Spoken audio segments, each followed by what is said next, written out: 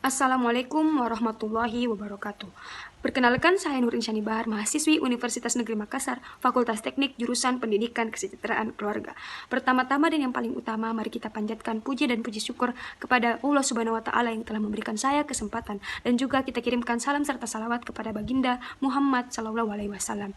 Dan saya pun berterima kasih kepada Ibu dosen pengampu, Ibu Dr. Randa Haja Syamsida MPD yang telah mengajarkan ilmunya, dan juga kepada teman-teman yang telah membantu dan mensupport saya, dan spesial kepada teman-teman yang menonton video ini. Nah, di video kali ini saya akan menganalisis sebuah kasus yang berkecimpung di dunia pendidikan, tak lain dan tak bukan untuk memenuhi tugas mata kuliah perkembangan peserta didik. Di dalam dunia pendidikan, tak jarang bagi kita mendengar kata kelas, guru, murid, sekolah, dan sebagainya. Dan di dalam dunia pendidikan pula, pasti terdapat yang namanya interaksi, komunikasi, ataupun hubungan. Hubungan antara guru dan guru, hubungan antara guru dan murid, hubungan antara murid dan murid, maupun hubungan antar sekitar warga sekolah. Nah, hubungan ini atau interaksi ini pasti tidak selalu berlangsung dengan baik. Interaksi sosial yang tidak atau kurang baik itu dinamakan interaksi disosiatif. Contoh dari interaksi ini di dunia pendidikan itu seperti perkelahian antar murid, perdebatan antar murid, percekcokan antar guru dan murid, bahkan sampai di titik kekerasan antar guru dan murid.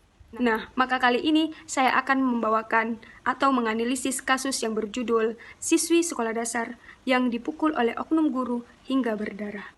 Oleh karena itu, mari kita ke videonya. Sebelum melangkah kepada analisis kasusnya, alasan saya memilih kasus ini dikarenakan kasus ini sudah banyak terjadi, tetapi terjadi kepada siswa dan siswi menengah. Sedangkan kasus yang saya bawakan itu terjadi kepada murid sekolah dasar, di mana murid ini merupakan seorang perempuan yang dipukuli oleh oknum guru menggunakan atribut, yaitu gagang sapu. Dan menurut saya kasus ini kasus yang sangat kritis untuk dibahas. Oleh karena itu, langsung saja kita ke kronologisnya. Check it out. Pada pukul 7 pagi lewat, sang siswi diantar oleh ibunya ke sekolah. Karena merasa dirinya terlambat, ia pun melewatkan sarapan pagi. Sesampainya di sekolah, ia langsung menuju ke kelas untuk menaruh barang dan tasnya. Pada saat pelajaran olahraga tiba, sang siswi dan teman-temannya dialihkan ke lapangan. Nah, kegiatan di lapangan saat itu adalah kegiatan loncat-loncat. Awalnya sang siswi mengikuti kegiatan tersebut, tetapi karena lelah, sang siswi berhenti dan memilih untuk duduk serta bersandar di tembok. Sementara siswa dan siswi lain melanjutkan kegiatannya. Karena menyadari hal ini, sang guru kesal, lalu menghampiri siswa tersebut dengan membawa gagang sapu. Setelah itu, sang guru memukuli kepala sang siswa. Karena kesakitan, sang siswa pun meringis, dan karena ini, sang guru pun mengulangi kegiatannya hingga kepala sang murid berdarah. Setelah kejadian ini, siswi ini pun pulang dan mengeluh kepada ibunya bahwa kepala saya pusing. Dia menceritakan apa yang ia alami waktu sekolah tadi. Nah, mengetahui hal itu, sang ibu pun melaporkan kepada sekolah bahwa apa yang telah menimpa anaknya. Nah, ibu siswi pun berkata, "Guru itu digugu dan ditiru. Kok malah begini? Saya setengah mati melahirkan anak saya dengan melalui operasi. Kok malah dipukul?" Setelah dilaporkan, Dinas Pendidikan dan juga Dinas Kesehatan serta Psikologi datang ke sekolah siswi tersebut untuk menginvestigasi kasus yang terjadi di sana.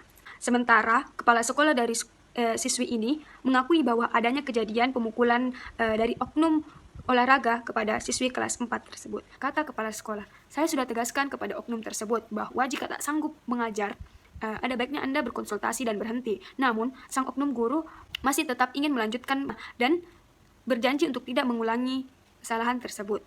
Untung saja, keluarga dari korban, terutama sang ibu ini, tidak membawa kasus ke ranah hukum. Akan tetapi sang ibu berharap bahwa kejadian ini tidak terulang oleh anaknya maupun dengan siswa dan siswi yang lain. Dari analisis kasus ini, ada beberapa teori yang berhubungan dan berkaitan dengan kasus ini. Berikut teorinya. Teori yang pertama adalah teori belajar behavioristik. Teori belajar behavioristik merupakan teori yang sudah cukup lama dianut oleh para pendidik. Teori ini merupakan teori yang dicetus oleh Judge dan Berliner yang berisi tentang perubahan tingkah laku sebagai hasil dari pengalaman. Menurut teori behavioristik, belajar adalah Perubahan tingkah laku yang terjadi akibat interaksi antara stimulus dan respon. Prinsip dalam teori belajar behavioristik ini ada 6. Salah satunya reinforcement dan punishment. Reinforcement ada yang namanya reinforcement positif. Reinforcement positif merupakan penguatan positif, yaitu apabila penguatan ditambahkan maka respon pun bertambah. Reinforcement negatif adalah penguatan negatif. Apabila penguatan dikurangi maka respon pun juga bertambah. Berbeda dengan punishment. Punishment adalah bentuk tindakan yang diambil kepada individu atau kelompok atas dasar kesalahannya sendiri. Mengapa saya mengambil teori ini? Karena teori ini merupakan teori yang berhubungan dan berkaitan dengan analisis kasus tadi. Mengapa? Karena sang oknum mendidik siswanya menggunakan kekerasan, sedangkan menurut saya sebelum dia menjadi guru pasti sudah dibekali oleh berbagai macam ilmu, salah satunya teori ini. Dan teori ini mengandung beberapa penguatan. Ada baiknya sang guru mendidik anaknya menggunakan penguatan ini, penguatan positifkah, penguatan negatif, atau bahkan hukuman. Contohnya penguatan negatif.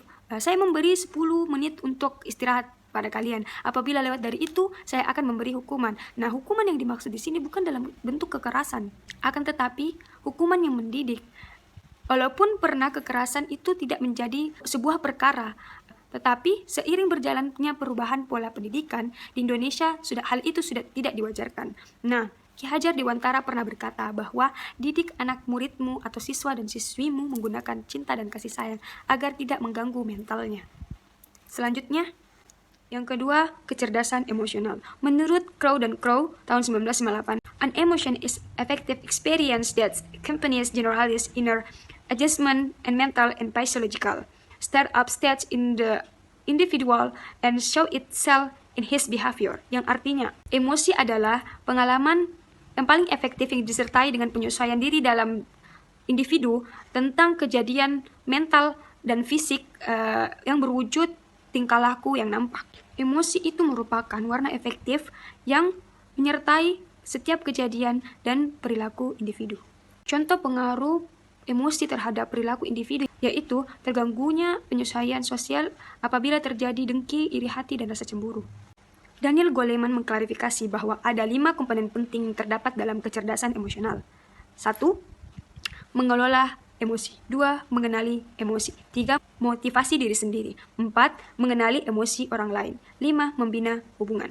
Nah, menurut saya mengapa teori ini berkaitan mendukung analisis kasus tersebut, karena sang guru tidak dapat mengaplikasikan 5 komponen penting ini, yaitu mengelola emosi. Sang guru tidak dapat mengelola emosinya, tidak dapat mengenali emosinya. Jika memang ia dapat mengenali dan mengelola emosinya, hal tersebut tidak terjadi.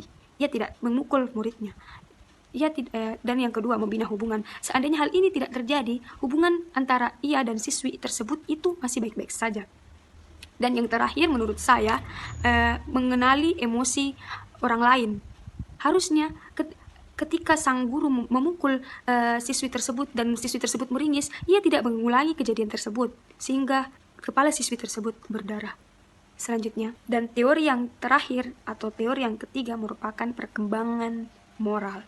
Istilah moral berasal dari kata Latin yaitu mos atau morsis, yang artinya adalah adat istiadat, kebiasaan, peraturan atau nilai-nilai, dan tata cara kehidupan. Sedangkan moralitas merupakan kemauan untuk menerima atau melakukan peraturan dan nilai-nilai tersebut. Faktor-faktor perkembangan moral ada 3. 1. Lingkungan rumah. 2. Lingkungan sekolah. 3. Lingkungan masyarakat. Nah, karena kasus yang kita bahas berkecimpung di dunia pendidikan, maka saya akan membahas tentang lingkungan sekolah. Guru dituntut untuk memiliki karakteristik sebagai berikut. 1. Memiliki akhlak yang mantap. Yang dimaksud akhlak yang mantap di sini adalah jujur, dapat dipercaya, amanah, bertanggung jawab, berkomitmen, cerdas, dan respek terhadap siswa. Dan yang kedua, memahami ilmu-ilmu yang relevan dan untuk menunjang kemampuannya mengajar dan mendidik seorang murid. Jadi itu tadi karakteristik yang dituntut untuk dimiliki oleh guru. Mengapa teori ini sangat berkait dengan analisis kasus? Karena menurut saya jika seorang guru melakukan kekerasan itu sudah lewat dari kata moral. Moralnya kurang sehingga dapat membuat anak menjadi trauma akan pendidikan dan membuat anak dapat mudah meniru apa yang dilakukan oleh pendidiknya. Karena guru itu digugu dan ditiru, sehingga tak salah bagi anak-anak atau siswa-siswa untuk meniru gurunya. Itulah tadi teori-teori yang berkaitan dengan kasus yang saya bawakan. Berikut adalah estimasi solusinya. 1. Penyelesaian kasus. Pelaku yang melakukan hal tersebut, menurut saya itu harus diberikan sanksi baik hukuman maupun denda. 2. Upaya pencegahan agar kasus tersebut tidak terjadi kembali. Yang ketiga, yaitu Dinas Pendidikan lebih aktif lagi melakukan sosialisasi yang berkaitan dengan kekerasan di sekolah, baik itu untuk guru, kepada murid, ataupun tenaga kependidikan. Dari sini kita dapat mengambil kesimpulan bahwa guru itu digugu dan ditiru. Sangat penting bagi mereka untuk memiliki kecerdasan emosi dan juga moral yang baik, karena merupakan contoh bagi murid-muridnya.